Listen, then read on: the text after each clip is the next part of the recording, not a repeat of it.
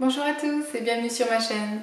Aujourd'hui on continue et on termine la trilogie du Jardin des plantes de Montréal. Je vous avais montré la boutique, je vous avais montré les serres et bien maintenant on va voir les jardins extérieurs. J'ai pas pu tous les faire parce que c'est vraiment grand et qu'on n'avait pas toute la journée non plus, mais je vous fais quand même un bon aperçu. Allez, un petit tour dans la roseraie. Voyons voir.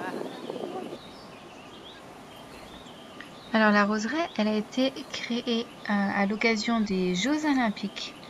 Ça fait donc plus de 40 ans qu'il y a des roses ici.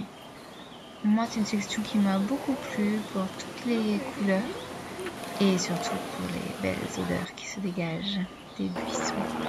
Il faut savoir qu'en tout, il y a plus de 10 000 rosiers. Le jardin de Chine a été ma partie préférée du parc pour son architecture. En fait, le service des parcs de la ville de Shanghai a aidé à le réaliser. Ils ont envoyé 120 conteneurs et en 1990, 50 artisans chinois sont venus assembler toutes les pièces. Ah, les bonsaïs! Ils sont présentés dans le jardin de Chine et la majorité des pièces viennent directement de ce pays. Parce qu'il faut savoir que même si le terme bonsaï est japonais, l'art de la miniaturisation des paysages trouve son origine en Chine, il y a plus de 2000 ans. Et c'est il y a 700 ans que les Japonais ont copié cette forme d'art en cultivant les arbres individuels. Au niveau du jardin japonais, il y avait une petite maison à visiter avec une expo dedans. Moi, ce que j'ai préféré vous filmer, c'était les nénuphars parce que je trouve ça magnifique. Alors, le jardin des Premières Nations, il est super bien fait. Il y a de nombreux panneaux qui expliquent comment vivaient les Amérindiens et les Inuits. Et là, on est dans le jardin alpin avec des pins, des sapins. C'est une vidéo, t'as le droit de bouger.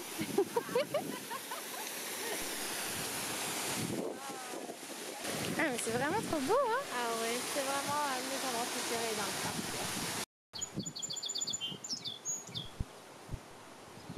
Écoutez-moi le chant des oiseaux. On vient de finir la balade au parc botanique. On est repassé par la boutique et je me suis offert une petite plante. Je vous montrerai rentrer chez moi laquelle j'ai choisie. Je suis contente. Et maintenant, on va passer au parc Mont-Royal pour aller voir la manifestation de Rebellion Extinction. Finalement, arrivé au métro Mont-Royal, on s'est rendu compte qu'on n'aurait pas le temps d'aller jusqu'au parc. J'étais un peu déçue de ne pas aller à la manif d'Extinction Rebellion, mais à la place, on a vu un endroit très sympa, une sorte de petit marché où ils vendaient des plantes.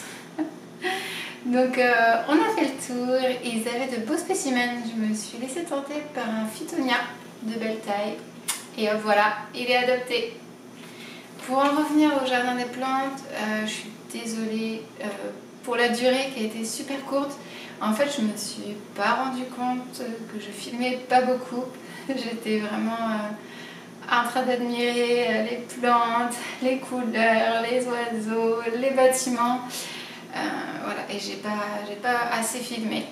Donc la prochaine fois que je vlog dans un endroit sympa, je vais faire des efforts et vraiment essayer de vous montrer davantage de choses.